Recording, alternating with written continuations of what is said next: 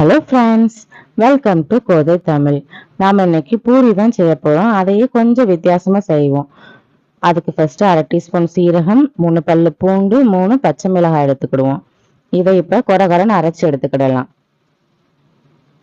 இப்போ மாவு ரெடி பண்ணிடுவோம். அதுக்கு 4 கப் அளவு கோதுமை மாவு, அதே கப்பில் 1/4 கப் அளவு கடலை மாவு, நம்ம அரைச்செடுத்த பச்சை மிளகாய், 1/4 டீஸ்பூன் மஞ்சள் தூள், 1 டீஸ்பூன் மல்லித்தூள், தேவையான அளவு உப்பு, கொஞ்சமாக கறி மசால் தூள் சேர்த்து நல்லா கைட்டை ஃபஸ்ட்டு ஒரு டைம் பிணைஞ்சு விட்ருவோம். தேவையான அளவு தண்ணி சேர்த்து நல்லா பூரி பக்குவத்துக்கு பிணைஞ்சு எடுத்துக்கிடலாம். இப்போ பிணைஞ்சு வச்சு இது ஒரு 1/2 மணி நேரம் ஊறட்டும்.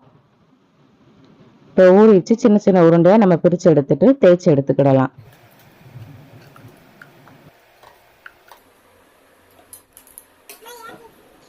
ஒவ்வொரு உருண்டையாக நம்ம தேவையான சைஸில் தேய்ச்சி எடுத்துக்கிடலாம்.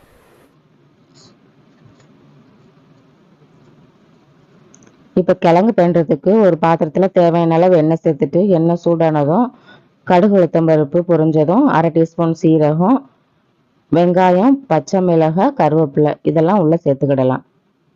இப்போ இந்த வெங்காயம் வதங்குற அளவுக்கு மட்டும் உப்பு சேர்த்துக்கிடுவோம்.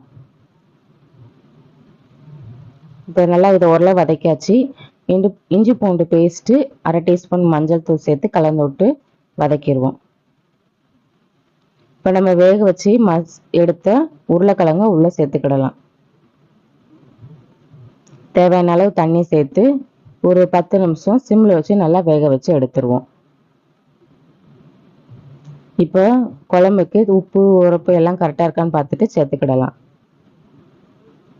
சைடில் எண்ணெய் சூடாக இருக்குது. ஒவ்வொரு பொரியாக உள்ளே போட்டு பொரிச்சு எடுத்துருவோம்.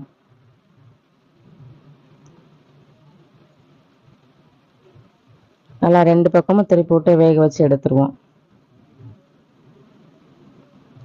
நல்லா சாஃப்டாக எப்படி பொஃப்னு வந்திருக்கு பார்த்தீங்களா? நீங்களும் இதே மாதிரி ட்ரை பண்ணி பாருங்கள். கண்டிப்பாக உங்களுக்கு இதே மாதிரி பூரி கிடைக்கும். மீதி இருக்கிற மாவுலையே நம்ம பூரி போட்டு பொரிச்சு எடுத்துடலாம். இதே மாதிரி நீங்களும் ட்ரை பண்ணி பாருங்கள். கண்டிப்பாக உங்களுக்கும் பிடிக்கும்.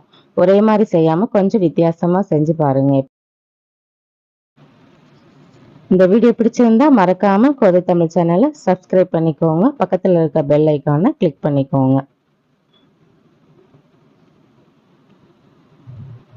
நல்லா சாஃப்டா பொசு பொசுன்னு பூரி நம்மளுக்கு ரெடி.